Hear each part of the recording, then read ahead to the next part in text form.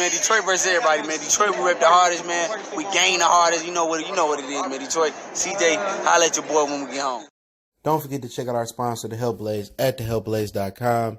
100% all natural products from lotions, soaps, foot soaks, bath bombs, and much, much more. Use the promo code Goodfella1Boxing. Tell them your boy CJ Goodfella sent you. Get 18% off. We out. All right, man, we back. Goodfella Sports TV. Hit that subscribe button, bell icon button, share the video. Appreciate the love, support.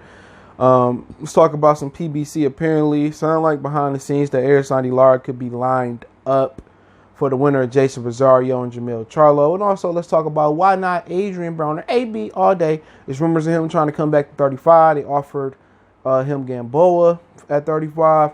Why not Gary Russell versus Adrien Broner at 135?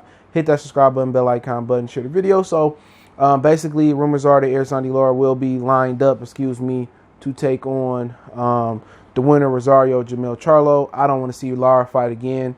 Him and the Charlo would have a cool little backstory, but I just don't understand why did Charlo wait so long to take the fight with or why did the powers that be wait so long for Mel and Lara to take the fight. Mel been with Derek James for a couple years now, and they haven't both been with Ronnie Shields for quite some time. Erislandy Lara is now in Vegas training with Ishmael Salas, so why not? It's been some trash talk going back and forth.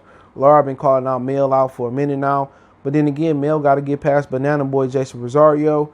And Nathaniel Gallimore said Rosario got real power in both hands. So he said if Charlo too aggressive, he going to get put to sleep. So Charlo got a good jaw. Tony Harrison touched him and rocked him a couple times and buzzed him a couple times. So let's see what type of puncher Rosario is. But I don't want to see Lara fight no more at 154. I said it before. I can go without seeing Lara fight again. And if they put a pay-per-view price tag on Lara versus the winner, more than likely, if Jermell win, they would probably put a pay-per-view price tag on that one. I would slander that fight until that fight is no more. I don't want to see Lara fight again. I don't mind seeing Jermell fight. He exciting. He always in good fights ever since he got with Derek James and became more aggressive. I don't want to see Erislandy Lara fight no more. If he gonna fight, I want to see him move up, fight Big Maul. I want to see him move up, fight Demetrius Andrade. I want him to move up, fight Golovkin or something of that nature. At 160, I don't want to see him fight no more. A lot of people say, "Why are you being so?" I don't want to see him fight no more. The way he fought with Greg Venenti, and him and Castanos had a solid fight, but I don't want to see him fight no more. He don't deserve no shot at no unified championship. He been in this motherfucking division forever. When he gonna take a chance? Last time he took a chance, in life was when he came off that boat from Cuba. Ever since then, he don't take no more chances. I don't want to see his 1-2 pity pat, bro. He's 36 years old. Go for a second division title. You know what I'm saying? Go up there and get a middleweight title or something of that nature, man. I don't want to see Lara fight no more, man. If he do fight one of them, I hope they end Lara. Put him to sleep, dog. Put him to sleep. Put him down. Put that dog down like you euthanizing him. I'm just tired of seeing him, man. He's boring, And I think either one of them styles is nice for him because Jermell, at this point in his career with Derek James, he going to put the pressure on Lara. Banana Boy going to put the pressure on him. But I just tired of seeing him, dude. You just get tired, man. At some point, it's time for him to take a chance and move up, do something different. He get to fight a bum while they been fought, two formidable opponents. Banana Boy then came off a fight with J-Rock. And then Jermell Charlo then came off 2 fights with Tony Harrison. While Erislandy Lara just came off fighting Greg Venenti. And also, J-Rock going to have a case for that as well. All of a sudden, he want to reelect his, he probably going to try to exercise his rematch clause as well and try to jump in front of Lara. How about you make J-Rock versus Lara, right? And then you can make the winner. But I'm pretty sure with them unifying 3 belts, Jermell and or Rosario, if they win, they're going to have a mandatory. The IBF already had a mandatory. I think Erickson Lubin is about to be the WBC mandatory. So at the end of the day, they probably got to fight the IBF mandatory next. And then you're talking about a matter of, if PBC get the WBO belt from Golden Boy, do they say, you know what, Lubin hold tight, J-Rock hold tight, Lara hold tight, let's get this unification bout after the way, and then when it disperse, when they vacate a belt, y'all can fight for them, y'all can get the championship, because right now you're going to have Lubin. If he beat Goucher, probably going to be the mandatory, right, for the WBC. The IBF got somebody that's the mandatory. They kind of gave him a voluntary right now, so he could fight. Rosario could fight Mel, And then you got the WBA. They probably going to have a mandatory. So then you're going to have J-Rock that's trying to sit here. And instead of fighting Rosario again, he just looking at like, all right, next time I fight Rosario, or, you know, if Rosario lose, I just fight Charlo for 3 belts. You know, what they should do is this. They should make Lara fight J-Rock for the right to fight the winner of that.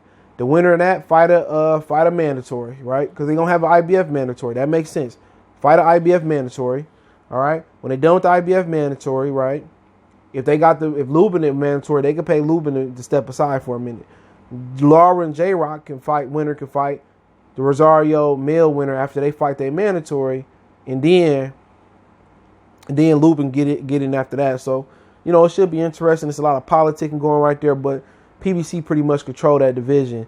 All their mandatory except for the IBF, I believe, is controlled by them. So, quite frankly, if you had to ask me who I'd like to see get a crack at the 3-belt division, the 3-belt champion first, title holder first, out of Rosario, whoever wins Rosario male, out of the challengers, I'd rather have Lubin get a shot first. I'd rather see Lubin and male too, or Lubin and Banana Boy. Then I would say Jerry Rock, and I just don't want to see Lara no more. I said what I said on that aspect. Well, let me know what you guys think. You know, if Lara do get a shot next, you know, we'll see. I don't know. I'm guessing if Rosario lose, that the rematch clause don't affect Jermell Charlo. So that probably would take J-Rock out the running for that fight. So Lara probably would get a shot after the IBF mandatory. So, I mean, if you had to list them, if Jermell win, I would like to see him fight Lubin again, J-Rock, and Lara's. I don't care about seeing them fight no more.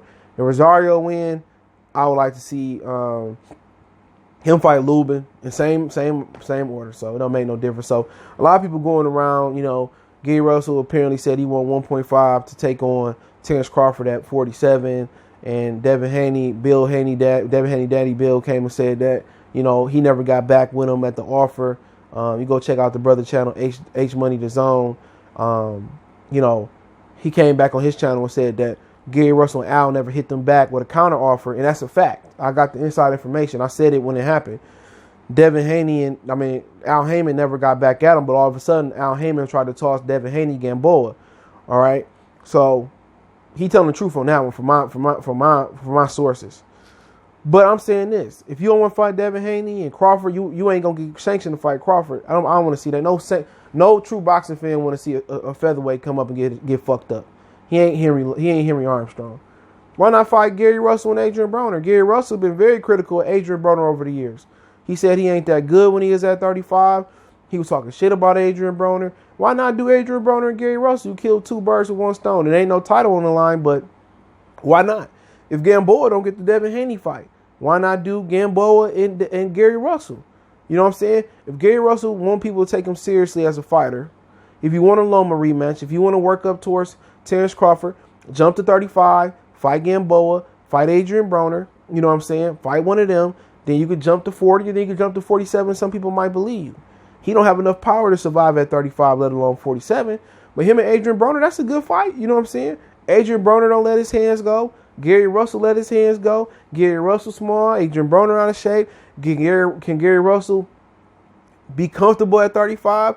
Can Adrien Broner make the weight at 35? Even if Adrien Broner don't make the weight, right? He come in heavy, and he pay Gary Russell some money. All right? You trying to move up and fight Crawford anyway. So if you can't handle overweight Adrien Broner, you can't handle a 147-pound Terrence Crawford. So why they not pushing that? Adrien Broner trying to come to 35, what they say. He don't have no opponent. Gary Russell won't have no opponent. Josh Warrington said he'll fight him. Most people don't believe Josh Warrington at all. At 30, he said he don't have no interest at 30. Right? He said Burchett name a few times, but I don't think they're going to do that. He go to 35 and fight Adrien Broner again, if he don't get Devin Haney. You know, if he jumped to 35, I prefer to see, you know, any of them. You know, I prefer Devin Haney, Adrien Broner over Yuriorkis Gamboa, but I'm just throwing it out there. Why not Adrien Broner and Gary Russell? Gary Russell ain't been too fond of Adrien Broner. It's a good fight. They say Gary Russell can't sell. You got the mouth of the Midwest and Adrien Broner. You got the DMV. That's a good fight. You know what I'm saying? They can meet somewhere in the middle. You know, you can sign it up for fans next year. They can fight the Barclays Center when the fans come back. You know, that's a good. I'll go to that shit. I ain't gonna lie. That'd be a nice little card, nice little fight. Adrien Broner and Gary Russell with the Barclays Center. Al, I'm tired of doing your job, Al, man. I'm tired of doing your job and doing your matchmaking, man. Let me know what you guys think about it. Don't forget we on Facebook, Instagram, Twitter. You can reach out if you got business, question, inquiry, sponsorship, video requests. Facebook, Instagram, Twitter, Facebook group. If you want to check that out, all that's in the description. Want to make a donation? CJ Good 313 on Cash App. PayPal link in the description. Mr. Cash App username, that's in the description. Best way to donate is share the video. Let me know what you guys think one time for the one time. And don't forget, check out the channel out. Motor City Sports Talk right here on YouTube. We go.